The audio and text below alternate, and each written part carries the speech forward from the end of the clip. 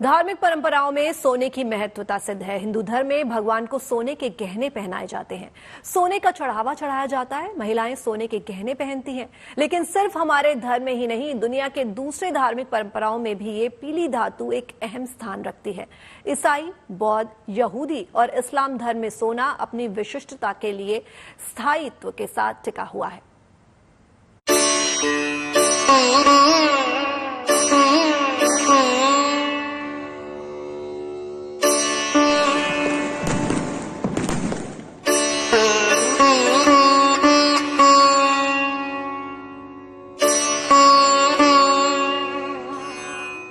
तुलसीदास जी ने कहा है कि आवत ही हर्षे नहीं, नैनन नहीं सनेहा, तुलसी तहां न जाइए, कंचन बरसे मेहा। तो वहीं कबीरदास कहते हैं, सोना सज्जन साधुजन, टूटी जुरे 100 बार, दुर्जन कुंभ कुम्हार के, एक है धका दरार। और कविवर बिहारी ने कहा कि कनक कनक ते 100 गुनी, मादकता अधिकाय, या खाए बौराए जग, वा पाए बौराए। भारतीय संस्कृति में सोने का मूल्य इन दोहों से लगाया जा सकता है। अनूठे दुर्लभ सोने ने अपने स्थायित्व और चमक के चलते सभी धर्मों में खास जगह बनाई है। विशेष तौर पर हिंदू धर्म में सोना अपने प्रतीकवाद और धन, पवित्रता और आध्यात्मिकता के साथ इसके जुड़ाव के कारण एक महत्वपूर्ण स्थान रखता है। हमारे यहाँ वेद और पुराणों में धन और मूल्य के संबंध में सोने का उल्लेख है। भगवान सोने के गहने पहनाकर सजाए जाते हैं। मंदिरों में सोना दान किया जाता है।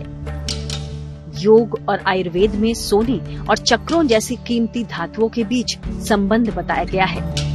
आध्यात्मिक ऊर्जा पाने के लिए सोने को फायदेमंद बताया गया है। हिंदू महिलाएं सुहाग के प्रतीक के रूप में सोने के गहने पहनती हैं। विवाह और दूसरे विशेष अवसरों पर सोना खास महत्व रखता है। कई त्योहार जैसे दीपावली, धनतेरस और अक्षय तृतीया से सोने का संबंध है। लेकिन हाँ, सोने को बृहस्पति और सूर्य की धातु होने की वजह से सोने को पवित्र समझा जाता है और ऐसा मानते हैं कि सोना कहीं भी गिर जाए, गंदगी में गिर जाए, तो भी सोना अपवित्र नहीं होता।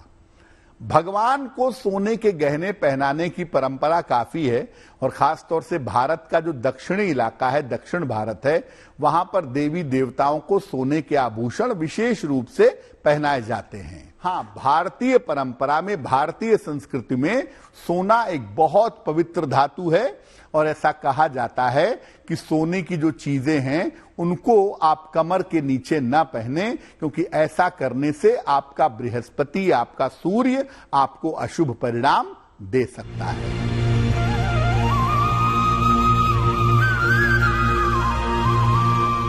हमारे त्योहार चाहे दीपावली हो या धनतेरस या फिर अक्षय तृतीया, इनका संबंध सोने से सर्वदा रहा है। दरअसल सोने को माँ लक्ष्मी का स्वरूप भी माना गया है। इस मान्यता के पीछे पौराणिक कथा है कि देवताओं और असुरों में हुए समुद्र मंथन के दौरान सोना भी निकला था, जिसे भगवान विष्णु ने धारण कर लिया था। इस वजह से इसे माँ लक्ष्मी का स्वरूप माना गया है। अक्षय तृतीया पर कहा यह जाता है कि आप जो काम करते हैं उसके परिणाम अक्षय होते हैं। तो अक्षय तृतीया पर साधना करना, दान करना, पूजा उपासना करना, ये ज्यादा शुभ होता है। उसी तरह से अक्षय तृतीया पर माता लक्ष्मी की और भगवान परशुराम की पूजा होती है और उस दिन ऐसे पुण्य काम किए जाते हैं जिन पुण्य कामों का फल जीवन भर आपको मिलता रहे।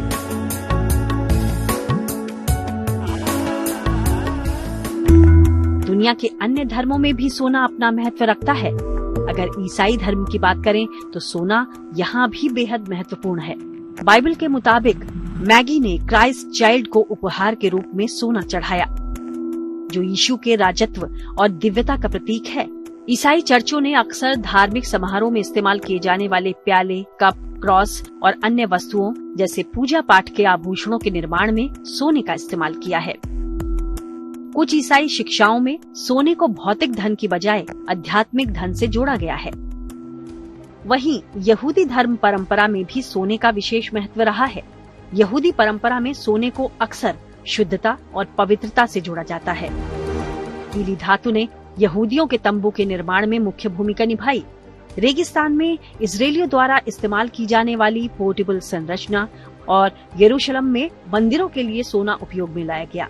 यहूदी धर्म में एक केंद्रीय वस्तु वाचा का संदूक बबूल की लकड़ी से बना था और शुद्ध सोने से मढ़ा गया था। यहूदियों की बाइबल में सोने को धन और दिव्य आशीर्वाद के प्रतीक के रूप में महत्व दिया जाता है।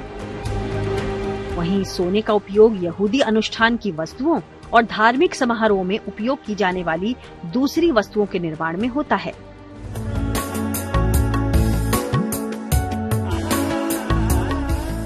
इसके अलावा बौद्ध धर्म में सोने का प्रतीकात्मक महत्व है। यहाँ सोने का उपयोग विभिन्न अनुष्ठानों और कलात्मक संदर्भों में किया जाता है। ये पीली धातु बौद्ध मंदिरों, बुद्ध की मूर्तियों, स्तूपों और दूसरे अनुष्ठानिक वस्तुओं को सुशोभित करती है। भक्त अपनी भक्ति व्यक्त करने और पुण्य अर्जित करने के लिए सोना चढ़ा सकते हैं। कुछ बौद्ध परंपराओं में मृतक से जुड़े अवशेषों या पवित्र वस्तुओं को सजाने के लिए अंतिम संस्कार की रस्मों में भी सोने का उपयोग किया जाता है, जो सांसारिक जीवन से परे आध्यात्मिकता की निरंतरता का प्रतीक है। वहीं इस्लाम धर्म में भी सोने का एक विशेष स्थान है। इस्लाम में श्रृंगार, व्यापार और व्यवहार पर सोने का विशेष प्रभाव रहा है। इस्लाम में सोना जायज है, लेकिन इस्लाम भौतिक संपदा के उपयोग में संयम और नैतिकता के महत्व पर जोर देता है। इस्लाम में महिलाएं हुस्न के निखार के लिए सोना पहनती हैं। इन सभी धर्मों में सोने का महत्व अलग अलग रहा है और परंपराओं, व्याख्याओं के आधार पर इसके अलग अलग अर्थ भी हो सकते हैं। लेकिन आम तौर पर सोने का इस्तेमाल अक्सर दुनिया भर की कई धार्मिक परंपराओं में शुद्धता, दिव्यता, आध्यात्मिक या भौतिक संपदा और पवित्र मूल्य के प्रतीक के रूप में ही किया जाता रहा है। Bureau report, good news today.